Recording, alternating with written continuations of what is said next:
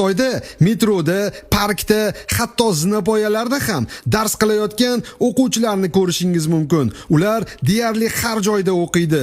Xuddi nafas olayotgandek odatga aylangan. Maktab ertalab soat 9:00 atrofida boshlanadi va kechgacha davom etadi. Chunki 1,5 milliard xalq ichida ajralib turish juda og'ir. Ayniqsa bitta bola siyosatidan keyin ota-onalar butun orzu-umidlarini aynan o'sha yagona farzandiga bog'lab qo'yadi. Shuning uchun o'qish, baholar, imtihon hammasi eng muhim masalaga aylangan. Axir yaxshi universitetga kirish va obro'li ish topish barchasi shunga bog'liq. Ko'pchilik xorijga emas, aynan Xitoy universitetlariga kirishni afzal ko'radi. Nega deganda, avval ular Xitoy dunyodagi eng xavfsiz davlat deb hisoblashadi. Ikkinchidan, ko'pchilik uchun chet tillarini o'rganish juda qiyin. Endi savol, biz ham farzandlarimizni shu darajada o'qishga qiziqishlari uchun nimalar qilishimiz kerak va nimalardan voz kechishimiz kerak? Fikringizni kommentariyada yozib qoldiring. Bizni yo'qotib qo'ymaslik uchun like bosib, obuna bo'lishni unutmang.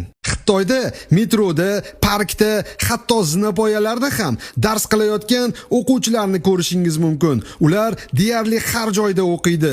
Xuddi nafas olayotgandek odatga aylangan. Maktab ertalab soat 9:00 atrofida boshlanadi va kechgacha davom etadi. Chunki 1,5 milliard xalq ichida ajralib turish juda og'ir. Ayniqsa bitta bola siyosatidan keyin ota-onalar butun orzu-umidlarini aynan o'sha yagona farzandiga bog'lab qo'yadi. Shuning uchun o'qish, baholar, imtihon hammasi eng muhim masalaga aylangan. Axir yaxshi universitetga kirish va obro'li ish topish barchasi shunga bog'liq. Ko'pchilik xorijga emas, aynan Xitoy universitetlariga kirishni afzal ko'radi. Nega deganda, avval ular Xitoy dunyodagi eng xavfsiz davlat deb hisoblashadi.